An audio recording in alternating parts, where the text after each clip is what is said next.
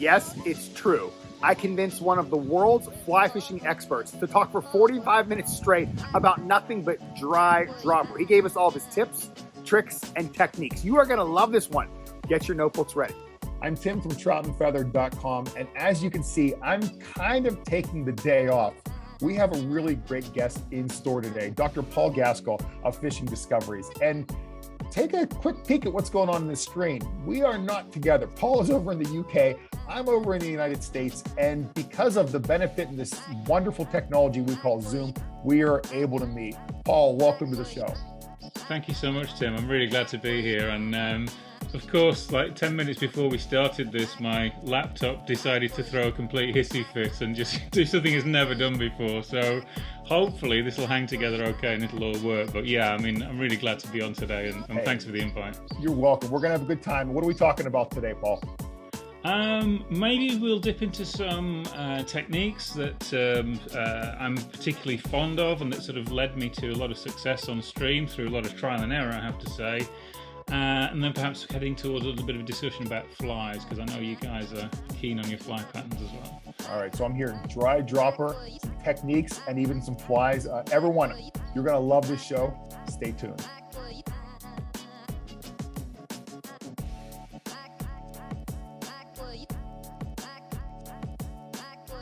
So a little bit over a year ago, I got a random email from one of my friends, the renowned bamboo rod builder, Tim Abbott. Tim said, "Hey, Tim, I'm on an email list of Dr. Paul Gaskell. Are you on this one too? Because it is fascinating." And I was kind of taken aback. I'm like, how do I not know about this? So I checked out Paul's website, Fishing Discoveries, and I went on there, found out he loves the Euro nymph. He loves Tenkara. He's written a book. He's got a French nymphing masterclass. I'm like, how do I not know about Paul? So I immediately sent him an email, and here we are on Zoom today talking about dry droppers. Paul, this is like an area that I absolutely love. We'll kind of get into your past and your fly fishing, background in a bit, but why don't you just jump over this one? Because I know my audience loves everything European nymphing. You're in Europe. Tell us about dry droppers and the tips you have for us today. Sure thing, Tim, and thanks ever so much again for having me on. It's an absolute pleasure. I guess dry dropper, I mean, it's probably got more names than any other technique that's out there. I mean, it might be hopper dropper, dry dropper. In the UK, it's called the duo, clink and dink, all these different names, but basically referring to the same sort of technique where you have a dry fly on the dropper, which functions a bit as an indicator or a strike indicator, and there's a nymph that's kind of trailing behind that on a piece of tippet. And there's various ways that you can rig it, but the thing for me is that I kind of realized along the way through a lot of experimentation that this was almost like a kind of a gateway drug, if you like, to some of the other mechanics of the kind of full-on competition nymphing that you see, particularly in the modern game.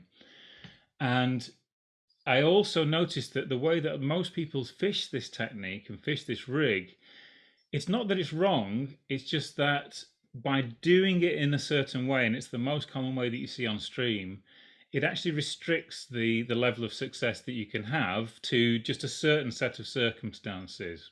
And I'll get into that, but what I wanted to do is just kind of give you a flavor of what it actually looks like, the mechanics of it. The thing that I see most of the time is that people want to cast line and sort of lay it on the water. So they've got fly line on the water and then the leader or the tippet running up to the dry fly. And you're fishing it a little bit more like the way that you would sort of, fish something like a bounce rig or like a real big strike indicator that actually suspends a nymph that's hanging underneath that dry fly.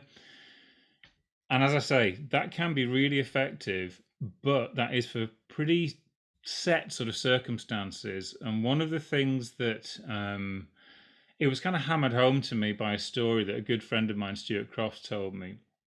And it was about this is early 1990s, and a very keen and eager sort of England competition team went over to the World Championships, hosted in Spain. The guy that was actually showing them their beats and kind of like just being their kind of host within the nation, very, very good Spanish angler. And he was kind of not criticizing, but he was certainly kind of stroking his chin, saying, "Okay, so that's how you guys fish the duo or the dry dropper." And it's like, yeah, they were feeling pretty confident. They caught good numbers of fish, and the guy, sort of says, "Okay, then tell you what, after you guys you fish through it, and then I'll go through behind you." And so he goes behind these, top anglers that are, really, really, on the game.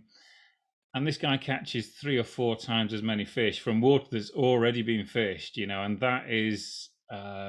that's hard to do in these competition sectors because they get a lot of pressure. Those fish see a lot of flies and they see a lot of good anglers. And it's Juan del Carlos, I think, that the host name was, and that it kind of, well, it was inspiring eventually, but at the time, obviously, it was kind of took the wind out of the sails a little bit because they realized what a battle they had on their hands. Paul, this is where I want to interrupt. And whenever I got into dry dropper, that was kind of my belief with the dry dropper was that you have a dry fly and it's suspending a nymph.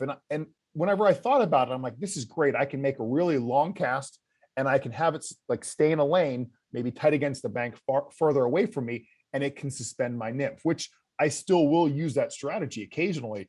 But as I kind of broke apart your book and I read about it, and I like that it's not always referred to as the dry dropper. I think I read that you call it the duo as well.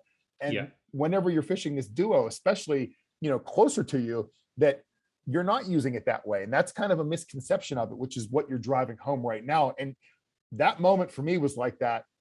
Oh, it was one of those kind of, what's the word for it? Bittersweet, where it was like, I now realize how many more fish I've missed over the years, but I was so happy because I'm like, oh, now I have a new path going forward. So thanks for that. Well, again, that's super kind of you to say so, and really the all of these things. It's an aggregation of small improvements that kind of add up to these big differences, and you end up with really divergent results just by changing a handful of really key details. And in fact, getting one or two of them right can actually really transform your success on stream. And what I would say, just for the diagram here, the big thing is this, and I did a bit of a jokey, slightly cheesy, slightly cringe sort of, catchphrase of this triangle of awesome, which is the idea. I think the original long name, it goes off the page. It's like the triangle of awesome fly fishing advantage or something dumb like that. Yeah. But that was, the idea is a bit of a joke, but hopefully memorable. And this is the idea that the rod forms kind of half of a pitched roof, and then your short section of line, and then your tippet and leader forms the other half of that pitched roof. And then between your feet and the fly and hopefully the fish, there's completely undisturbed water. And there's a few things that go along with that. Okay, so as well as the fact that you're not spooking fish with the fly line splash, so I mean that's the reason we need to use longer leaders often when we're dry fly fishing, is separating the splash down of the casting line from the fly. With that line off the water, that triangle of awesome approach, you don't have that distraction or that spooking effect of the fly line splashing down, but you also have really direct contact with your dry fly. And that gives you fantastic indication, but it also, and this is something else that people miss out on, it gives you great hookup and hook set ability. So you don't have to overcome that surface tension with your hook set. And again, that has stealth benefits because you're not ripping line off the water and spooking you might hook that one fish, right? Yep. And let's say it doesn't sort of get off after 2 head shakes because your hook set's been dulled by that fly line being gripped by the surface tension of the water. Even if that's true, you've spooked every other fish that may have been catchable in that sort of section there. So really, this slide, it's all about hammering home that triangle of awesome, and that's why for me it's this gateway drug, because those mechanics are the things that make these super finesse methods like Spanish nymphing and the Spanish leader sort of setups. That's what make that all work as well. And the same with the kind of almost old school now, but the traditional French leaders as well, that are designed to create turnover and actually be cast like a fly line, but held off the water. Yeah. And Can I that jump in here? this method. Well, the Go one ahead. thing I want to mention about this, because you can see once you start fishing a really light line leader, that you do have such direct connection to that dry fly or to that nymph with nothing on the water. But whenever I fish with others, what I've noticed, and I'm sure you have as well, one of the biggest critiques I can make and suggestions to help improve their fishing is that so many people will make that cast and they will let their line, even if it's a leader, even if it's a micro thin leader on the water, then they'll lift up. And Yeah. I don't know if people realize even just making that slight motion really does cause a disturbance in your drift. So for all the listeners out there, especially those of you who are trying to refine your techniques, one of the biggest suggestions that I think Paul and I can offer is when you make that cast, you only want your nymph and your dry fly in the water. You don't want that leader touching it all. So really focus on just having them enter that way. And that will then help, and I'll turn this back over to Paul, to create that triangle of awesome. That's 100. I couldn't agree more. Actually, you've absolutely nailed it. And I actually find with guiding clients a very, very weirdly consistent ratio of a sevenfold increase in the number of hookups that you get if you don't. And this is just with the correction. So if you, even if you're fishing with that good triangle, if you're having to correct it to create that, rather than it fishing right from the get go, as soon as it hits the water in fishing formation, clients that can do that off right out the gate, they often have this sevenfold increase in the number of fish that they'll hook in a session compared to people doing almost exactly the same thing but with a little correction in there. And I don't know whether it's spooking the fish or whether it's just a distraction, because I think there's an element of what bass anglers would call that reaction bite. You know, it sees the food and it takes it. I think that's the same thing that happens with a lot of this firing from the hip, short range, competition style nymphing, which is captured under that kind of Euro nymphing umbrella. And so, yeah, just doing that, and as you just exactly as you said, Tim, delivering it so it's fishing right from the start, and you're ready to just set up on anything that interrupts the drift of that fly. Yeah, and by And the way, so, I also know that from experience too. So for everyone out there saying, "Oh, that it's that easy," it's not. I can tell. Like I have had many days on the water, even to this day, where I'll make a cast and maybe your arm's tired or you're just a little lazy, and my leader, my even my micro thin leader is stretched out, my sempe material stretched out onto the water, and I'm like, and I still lift. And can you still catch fish? Absolutely. But if you want to get to that next level, this is part of it. yeah, I think, and again, I would start out by saying that this is not me kind of standing up on high and kind of lecturing down to people and saying you're doing it wrong or whatever. But it's these the hard yards and hard won little advantages that, again, if you add them up, even over the period of a season, but imagine adding up these little advantages over a lifetime of angling, and you just have so many more opportunities for great stories of fish encounters and red letter days, and so it's a worthwhile little attention to detail, I think. And actually, on that subject, what Juan was doing and how he kind of showed the England guys the way to go, it was really, again, it was a modification of this kind of triangle of awesome approach, if you will. And his great insight was that we all know it's so tempting when you're fishing with a dry dropper rig. It's so tempting because it drifts so perfectly and so drag free, particularly with all the line held off the water. It's really, really tempting to just allow that drift to it looks so nice going down the river like a little It does. sailboat, and It does. you just don't want to spoil it. You want you want it to just keep on doing that forever. However, what Juan was doing was that pretty much for every one drift in length that the England guys were doing, he would be doing three shorter drifts. So he was basically, he would be kind of smacking them on the back of the hands if they were doing more than 5 second drifts with their flies. And generally, it's more that kind of 3 to 5 seconds. So really, really short. And the again, I mentioned this in the book, but it's not only that I'm a crap artist that the grid here looks a little shonky and a bit different from your regular kind of gridding pattern that you might see in a textbook, but it's because the distance is measured in the drift time, the duration, and not the length of the drift. So in faster water, that's going to cover a shorter span of that water compared to slower water. It's not going to go quite as far in that sort of 3 to 5 seconds.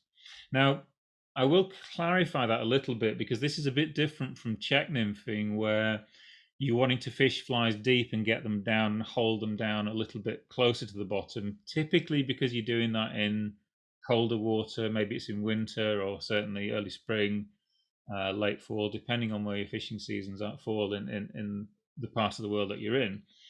For me, the dry dropper is a warm season method, and it's pocket water method. So you're looking for tongues of fast current, and it's quick fire and a very, very active way of searching the water. So much so that if you get one good drift in that cell, it's a dead cast if you then continually then present that fly to the same patch. So you want to actually move it to, another part of the grid. And what Juan was doing was, by restricting it to those kind of 3 to 5 second drifts, he was getting that reaction strike element to it. And then he's also getting that little bit of an induced take where he's lifting off and you get that rising nymph. A little bit like when you fish wet flies on a swing, where you have that induced movement that just, it's an escaping meal and the fish wants to grab it. If you think about it, if you're doing 3 times as many short drifts, you're getting 3 times that fishing on the reaction strike phase and on the induced take phase, plus a bit of dead drift in the middle. So you're really compounding and multiplying. This is the compound interest of Yeah. the fly fishing world. Okay, you're adding those advantages on top of each other, Well, and Paul, when you look at the grid here, this alone, I think was like a complete I got it. I had to cover more water. Like I completely understood that. But whenever it was like, we'll do this in 3 to 5 seconds, make these, I don't want to say shorter drifts, but we'll say less time within my drift.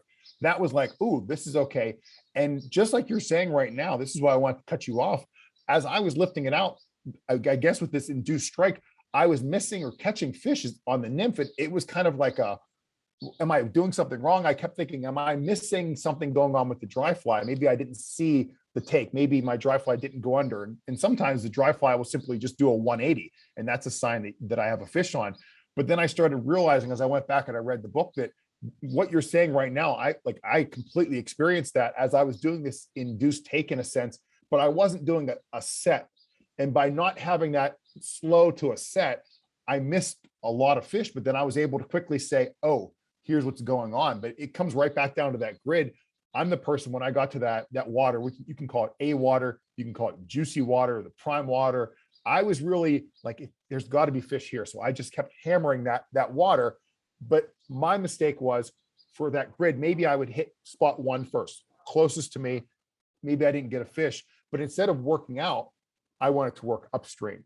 And then I would kind of triangle out, in a sense, not work it as meticulous. So that was kind of like one of those teaching concepts where I started to realize I'm probably spooking fish or lining fish and not even knowing that I'm doing that until I really take a step back and reflect on my practice. So that's a really powerful picture you have there. It's really hard to count the fish that you didn't catch unless you've got something to compare it to. And that's what the best people in the world are willing to actually compare and try and break things to see if they can fix it in a different way. So, and that's hard to do, particularly when the fish are feeding and you want to just, catch a ton of fish. But yeah, that what I would say on that is that people often say, when you're kind of picking off to do that next cast, and actually I term it oftentimes a kind of a mandatory hook set. So it's like a policy, like I'm going to do a hook set, and then that turns into my backcast to deliver the next, the next presentation. If you're doing that deliberately, knowing that that's a great phase for fish to actually kind of grab that, and you're actually insuring against having a weak hook set by putting it in there, to me, none of those fish are flukes. None of that is luck, because you're doing that deliberately. You're playing for that as a percentage play. And that's very different from, like, I don't know, looking away from the water and like vaping or something. And then your arm gets pulled off because it's, your fly's drifted downstream and a fish has kind of swallowed it. But putting those mandatory hook sets in and using that as your backcast is a calculated technique. And again, it's another transformative thing. And it's super simple, but unless you really get geeky about this and sort of look at the mechanics of it, it's not the sort of thing that's super obvious straight away. And it's certainly something that took me many years to kind of come to and get a grip on and actually deliberately incorporate. The other thing that does as well is it helps cure that disease I was talking about before, which is wanting to let that fly drift forever. Because you start catching so many fish by doing that, even when you see the slightest indication, you're quite happy to lift up and set up on that fish, because if it's not, all you do is you deliver it right back in that grid and give it right back to where it was. And that's another advantage of these kind of firing from the hip, short, quick methods. And yeah, it just adds up to this kind of greater expectation of success, and it really teaches you a lot about reading the water as well. Because when you're doing it right, fish respond. They tell you that that's where they are, where they're at, the feeding depth that they're at, the kind of features that they like to hold in, and it may be the kind of water that you haven't necessarily covered before. And if that's true, then there's a good chance that plenty of other anglers have overlooked those fish as well. So it's 100%. another little bonus just to kind of like find Yeah. those hidden opportunities in water that you're very familiar with. Now, I know we're going to go and we're going to talk about flies here in a moment, but I'm going to have the audience pause for a second. Paul, we kind of just jumped into this at the beginning. Let's kind of backtrack now. Will you give us just a, like a 1 minute overview of your website, of the blogs, of everything you've kind of put out there in the public? Because I think people would really appreciate knowing that, and also where you're from, just so they know that you're not just sitting across the state from me in Philadelphia, which you're not. No, definitely not. I think the accent probably gives that away, but it's not a guarantee. So yeah, where to start? I mean, I've been a lifelong angler. I've been fascinated by it since I was, I think, about 6 years of age, and it was actually my elder brother Ian who.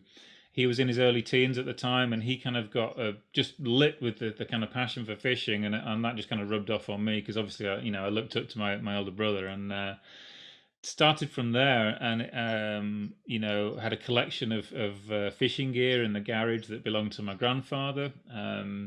My father, my dad, he didn't have so many opportunities to fish, but when he got the chance, he enjoyed it. But because his kids kind of got into it, it gave him a bit of an excuse to kind of re-engage with it as well. So that was that nice kind of, three generations of people in my family sort of enjoying that, and it's a lovely kind of a bonding experience.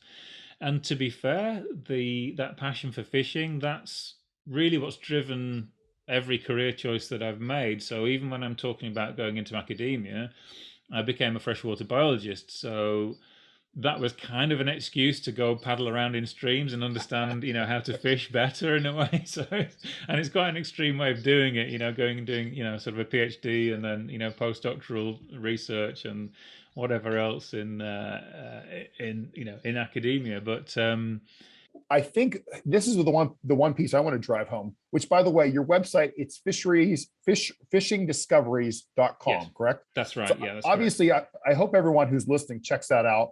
But what Paul's going into right now, he has so much information on his website, and you can tell as soon as you go into it, you play around for 5 minutes. Paul, you're really well-rounded and very well versed in fishing. And the probably my biggest takeaway, and you mentioned this to me whenever we were talking on Facebook Messenger, and this is really funny. He was like, "Hey, can I talk about growth mindset?" And I was like, "Heck yeah!" Because I know everyone watching this video, you're not watching this video because you just want to hear Paul and me, BS back and forth. You're watching because you want to improve your ability in fly fishing. You want to become a better angler, and it just doesn't happen by taking Paul's book and sleeping on it every night. It doesn't work that way. So you want to do better. So I was so happy to hear you say that. The other piece that I want to throw out for anyone who's interested in checking out your YouTube channel, please look down below in the description. I have a link to Paul's book. But the other piece is that I participated in a French nymphing master class run by Paul. I have a special link for everyone down below. I encourage you to look into this because this is that. Now I'm going to go back to that growth mindset. For those of you who are hearing us, and we're just kind of like nibbling around the edges of dry dropper right now. If you're hearing this and you're like, "Ooh, this is something I need to dive into," like by all means, check out that master class. Paul, you did a great job with it. And I know a lot of people are going to have a lot of fun with that one. Well, thank you so much, Tim. That's really kind of you to say, and I really appreciate that. But yeah, I did put in that little request of one of my kind of pet subjects about the growth mindset because I see it, and I think we're all guilty of it to some extent. If you come in with something that it might be quite a simple but a very effective observation, the number of times people will say, "Oh, that's just high sticking," or "That's just what my uncle in in these mountains. We've been doing that since the 1950s." We've been doing it for 75 years. That, Yeah, yep. exactly. So it's nothing new. It's not. It's been done before. Well, okay, but people aren't talking about it, and they're certainly not talking about the mechanics of how it works. And also, I I would be interested in hearing about some of these things that people say are common knowledge within your family, because I'd like to compare it to what I already know, and actually maybe there's something you can hybridize from that, or some misconception that you can throw out. But the idea is that think about the quality of your practice when you're on stream. Do you want to try and reinvent everything from scratch that's been ever been done? Or maybe there's been one or two anglers that were quite good in the past, and maybe we could like learn from them and stand on their shoulders and sort of take it forward. And that's what I see so much. And I've eventually grown a thick enough skin to kind of actually enjoy the fact that, well, okay, maybe people aren't ready for discussing that right yet, but then maybe when their egos kind of get over it, maybe we can have a reasonable discussion about it. And I suppose, in a way, the stuff that I'm putting out on the website and in the books and the online courses and such like, it's kind of a selfish attempt for me to have like interesting conversations with more people about fishing and really geek out about it, and hopefully as well for people to prove me wrong, and to show me, to to give me Heck a yeah. real good beating on a stream, and then sort of say, okay, now teach me how you did that. And that's really what I want, those opportunities for people to really share that information, and to really improve, and to not worry so much about maintaining the status quo and proving that you're already right. It's not important to be better than anybody else. It's maybe the thing is to be a little bit better yourself tomorrow. That's the only thing. Yeah, very well said. Well, let's move on to our, I guess, our third piece of information. And before we get to flies, because that's always just a favorite of everybody, including me, I will throw out there, I know, I believe we mentioned this at the beginning, that you tend to fish your duo setup or your dry dropper with a piece of dropper material and then a point fly. So your dry fly tends to be off the dropper, and your nymph, you know, tends to be off of the point. That's kind of what we're Yeah, talking about here. And yeah, the little story that I'll tell is that years ago, I didn't get lazy at this, but it was a little lazy. I decided I want to tie my nymph off of the hook bend of my dry fly. yeah, And it worked well enough. I mean, you could probably argue and say, well, listen, when one fly was connected to the other fly, so they were constantly battling each other if they weren't the same current, which I get that now. I didn't get it then, but I did appreciate kind of the contact I had. And I was kind of using that as a sacrificial dry fly, almost as my indicator. So it could, it wouldn't spook really wary trout in high pressure waters.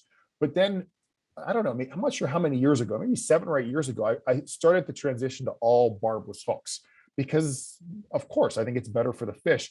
And when I did that, I lost two fish, and I can vividly remember where I lost each fish, and I could even remember the flies, and it was because they were hooked on the nymph, and that piece of dropper material just came right off the bend of the dry fly, and I lost oh. both those fish that way. And I saw it happen, and it was just like, oh my gosh. And it was at that point where I said to myself, I need to change this. And that was kind of that started the evolution into European nymphing, where I started learning a little bit more about the dropper system. I started hearing more about European nymphing. Then I kind of did not get into dry dropper. I first wanted to go all in, investigate angles. And then I kind of was reintroduced to dry dropper, what kind of started this whole thing. And that's the way I've been fishing my dry flies, ever since. So for anyone who's still, if you're catching it off the bend, off the eye, that's a great starting point. But now try to fish it as a dry dropper for your dry flies off a piece of material. That's really interesting, and I agree with so much, and I that resonates so much with me, and my own experiences. And strangely enough, even on barbless flies, I might. It's almost it's relatively rare for me to fish dry dropper right now, just because of certain things I'm experimenting with. But Yeah, I still fairly frequently use that tying off the bend method, because you the do. contact with the dry fly is Yeah, so good. And superior. it was what actually came to mind before when we were talking about indication. You were talking about the flies doing a 180 and that kind of thing. If you can have that tippet as one continuous piece that just happens to have a fly in the middle of part of it, then that contact is a lot better. The flip side of that for me is that find that I tend to lose fish that take the dry fly when I tie off the bend. It seems to be that the two continuous pieces of tippet, for me at least, maybe it's the way I hook set, maybe it's Yeah. the way I play fish, it seems to push the dry fly out of the mouth and you get a poorer hook set. So my compromise is that I make the dropper for the dry fly as short as possible, Yeah. so it has as much contact as possible, but that it is at least a distinct leg that kind of sticks out from the main piece of the leader, and you get that better hook set. So if I'm fishing a genuine dry dry dropper, which is to say that I am expecting a good proportion of the fish to take the dry fly as well as the dropper. I'm not just using it as a kind of a fancy strike indicator. Then I'll tie it off a dropper. However, if they are nailing that nymph and it's all about the nymph, then I will tend to tie it off the bend because the contact is better. And also, what I can do if they suddenly start coming up and taking the dry fly, I can just slip that section of tippet off and put it on a little spool holder and fish the dry fly as a single dry as well. That's But awesome information. but But listen, for all the with viewers everything, out these there, are, well, I go got to ahead. tell the viewers, when Paul and I were setting up the Zoom call, and we kind of had a kind of a loose structure as what, and I said, Paul, you're going to say something, or I'm going to say something, and we can go off on a tangent for 10 minutes, which we kind of just did there. I loved it. Like, we can take each one of these and we could really just fine tooth it down to really break it apart and say, why are you doing that? And does it Yeah. help you? Does it help you? Does it make you a better fly fisher by doing it that way? So I love this conversation we're having. Yeah, and I'll just finish that off with one small quick point, which is that there's no one perfect method. You're always, whenever you select your rig and your technique, you're always trading off advantages in one area for a disadvantage in another area. So where those lines cross, it's really up to you. So it's not like Tim, you're wrong for never using it off the, because in your experience that percentage of those fish that come off because the tippet comes loose, that's absolutely legit to do it that way and to make those decisions. And actually, one of the most difficult things in the book was I needed to outline and give sort of almost step by step, fairly dry recipes for doing these different techniques. But at the same time, the ultimate aim of it was to get rid of those techniques at the end of it, so you can just pick from Yeah. your menu of different things and blend them together. But you need to. That's the kind of the simplicity that's on the far side of complexity. So you need to understand those base. You need enough of that vocabulary to then sort of make your own kind of like sentences with different stuff further down the line. So that it's a slight paradox, and that's what annoys a few people about the book, is that it's not just you do this, then you do this, and then you do that, and then fish happens. So Listen, I look at it as you basically have a bunch of black and white examples the whole way through, and then at the end it's like, all right, cool. Now throw them all in a pot, make gray, and figure out which one's the best one to use in that situation. And then once you start using it, figure out if you have to modify along the way. And I think you do a good job at really laying that out. So for those people who have the criticism, I disagree. I think you did a great job. it's This is a reference book for me. I constantly find myself referencing it back and saying, all right, cool. What should I do in this situation? But you don't come out and say, this is the only thing to do. Just like we're saying now, yeah. like right now, I'm saying to myself, if it's wintertime and I want to use a dry fly with a dropper underneath it and a slow pull, I'm probably going to use that. And maybe I should be going back to tying off the bend. So what's the trade-off? Maybe I'm going to use a dry fly that does have a barb. And I'm going to say I will have a barb there. So, I can kind of hedge my bet, have a better direct contact where I know that dry fly is probably not going to get eaten, but it's going to be a Yeah. little bit more subtle on the water. So we Well, have all you can these go to examples. yeah, you can go to mechanical solutions, or you can go to there's a dry fly called the Oppo, which actually has a sort of a ring actually incorporated in the butt end of it that you just I've tie seen the it. tippet onto. So that you got a ton of choices with that as well. All right, well, let's transition to flies. I think we're there Yeah, now. segueing. So it's almost like we planned this. Yeah, perfect. Yeah, I think what I wanted to touch on at least, perhaps I guess as a little bit of a teaser to maybe delving into some of the competitors' fly boxes from the past. But what I wanted to look at just now, if I get rid of this slide just here, one of my big things is, and it's just a subject that I keep coming back to time and time again, and it's certainly influenced by competition angling and is very much influenced by the Japanese approach to fly tying and fly fishing as well. And it's this idea of we can be a bit narrow in how we define and box in what we want of a fly, what the functions of those flies need to be. So we often have this kind of romantic concept of, that magic fly that, you have to tie it on behind a bush so that the fish don't jump out of the water and sort of grab it before you can get it on the water, sort of a thing. I'm enjoying sort of reducing flies down to the minimum number of factors that then still perform beautifully. And part of that is really understanding why a fly works and why it doesn't, but also designing in features that aren't just within that narrow sort of frame that we tend to look at flies at, which is generally we look at them as, well, can we get the fish to bite it? Is it going to be really attractive to the fish? And that's fine, and that needs to be part of any successful fly. Don't get me wrong.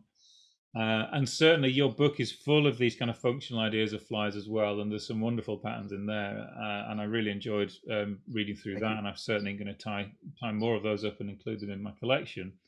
But as I'm doing that, what I'm looking at is, well, why does this pattern work for the fish that, what's the effect that I want to create with it?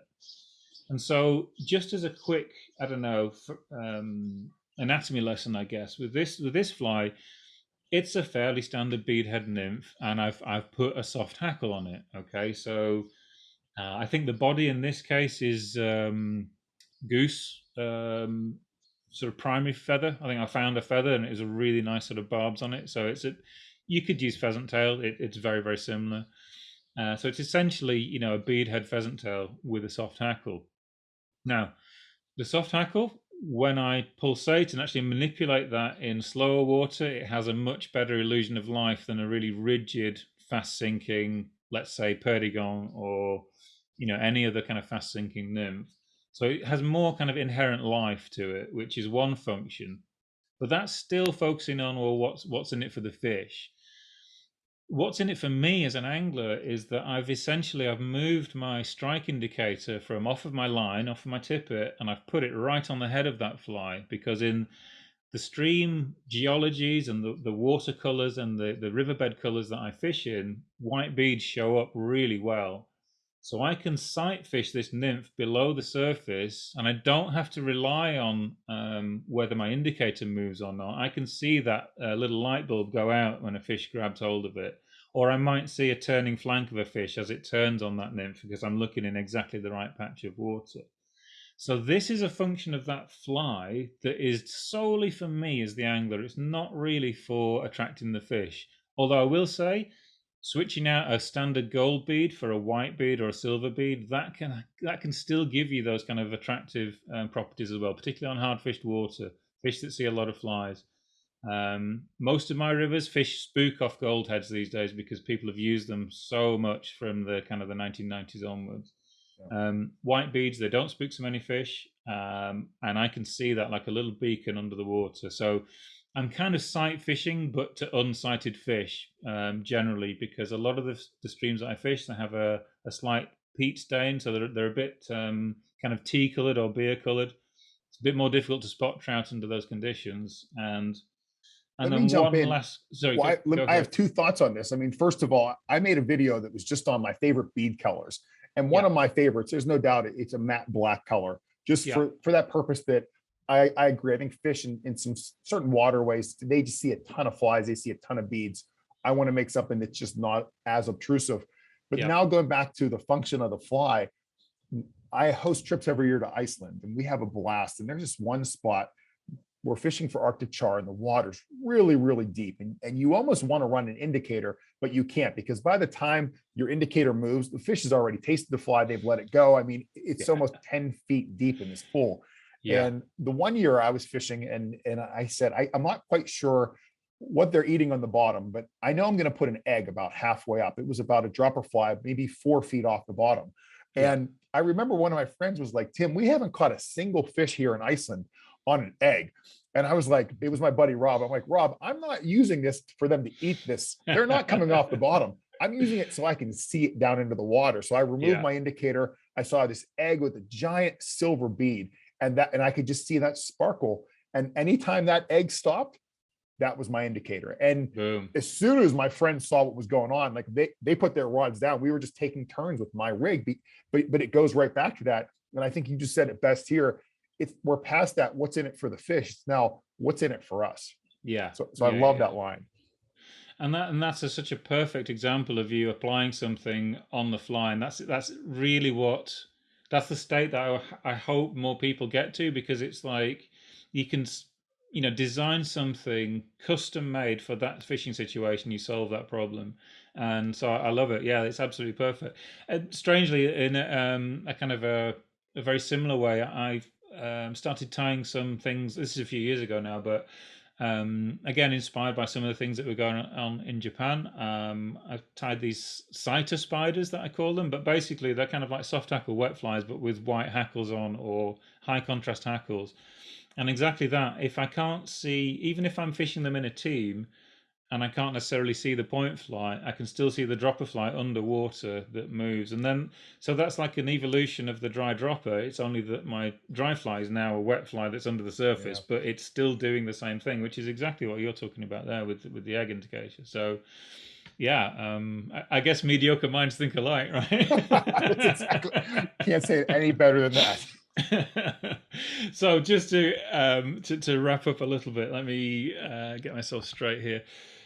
The final thing I was talking about, functional flies, is this is kind of, I guess, the opposite end of the spectrum, which is, it's not really a perdigon, but I guess it's a kind of perdigon, but it's just showing that the kind of water that you would fish this in is very, very different from where you'd have that soft hackle that would inhibit that sink rate. So the idea with this is that there's nothing sticking out from it other than the tails at the back end, which are actually in line with the bead as it sinks down. So that's why perdigons were invented, was so you didn't need an absolute drop shot bomb of a weight of a point fly to get your small flies down there.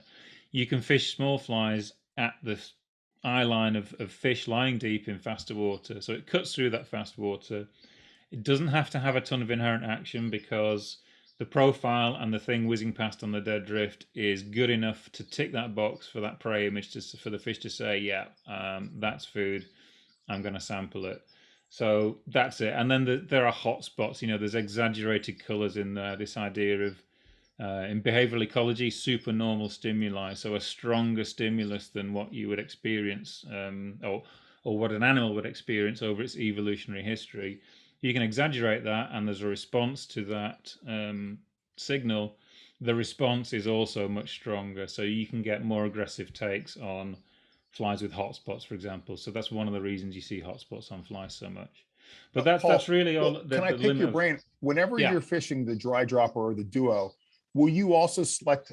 And I know this, I don't want to generalize this so much that it's not going to make sense, but if you're fishing, we'll say slower water, not, maybe not pocket water so much, but you're fishing a little bit of a slower drift, will you then go with a fly that will have a little bit more movement to it, versus if you're doing a dry dropper and you have just a tight pocket, you might go with something more of a perdigon style that will get down in a hurry, even off a dry dropper? Did I say that correct? 100%. And actually that lesson was taught to me by, so when I was kind of thinking that I'm the man on this section of river, and I was catching quite a few fish, and then the guy I was with was taking some photographs for a magazine article, and he was fishing as well. And in one of the slower sections, he just creamed me so badly that it was just, he was kind of catching fish left, right, and center. And the reason was that he was, the only difference was that I had quite a rigid, fast sinking, skinny nymph. He had one with a bit more bulk and a bit more action in that slow water, and that just, it just slayed for him. And that was, I didn't forget that lesson. No, okay, I'm glad I was on to something. How can people contact you if they have questions? Well, I mean, there's a kind of the slightly impersonal contact form that's on the Fishing Discoveries website, but I'm very happy for people to email me directly on paul@fishingdiscoveries.com, and That's probably the easiest way to get on there. Listen, I know people are going to want to reach out to you. I mean, just kind of reiterating what we went over here. We talked about the triangle of awesome, how all that starts with the cast. We went to the grid, the time you make the drift. We talked about ways to connect your dry fly either directly to your nymph or off a dropper. Then we ended with some functions of flies. We definitely covered a lot in this, Paul. Thanks for taking the time out of your schedule for this one. My absolute pleasure, Tim. Thank you so much. This one was packed with information. Yet at the very end, we started talking about flies and the notion of different flies having different things on them that really cause different sink rates. How do we learn more about this? It's simple. Click this video. I interviewed another expert, Devin Olson of Team Fly Fishing USA. He told us all about it. You are going to love the information found right there.